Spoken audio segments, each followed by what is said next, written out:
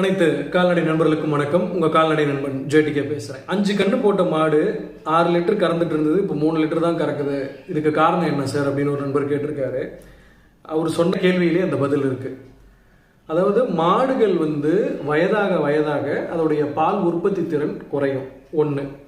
ரெண்டாவது, ஒரு கண்ணுக்கும் இன்னொரு கண்ணுக்கும் உள்ள இடைவெளி அதிகமாக பால் உற்பத்தி குறையும். நம்ம என்ன பண்ணணும் அப்படின்னு கேட்டிங்கன்னா, வருடம் ஒரு கன்று அப்படின்ற கான்செப்டில் போனால் மட்டும்தான் இந்த பால் உற்பத்தியை நம்ம சஸ்டெயின் பண்ண முடியும். இப்போ நவம்பர் மாதம் ஒரு மாடு கன்று போடுது அப்படின்னா, அடுத்த நவம்பரோ இல்லை அடுத்த டிசம்பருக்குள்ள அடுத்த கன்று இறங்கிடணும். ஒரு கண்ணுக்கும் இன்னொரு கண்ணுக்கும் உள்ள இடைவெளி அதிகமாக பால் உற்பத்தி குறையும். வருடம் ஒரு கன்று பெறுவதற்கான வழிமுறைகளை பண்ணுங்க. கண்டிப்பாக உங்களுக்கு நல்ல பலன் கிடைக்கும். நன்றி, வணக்கம்.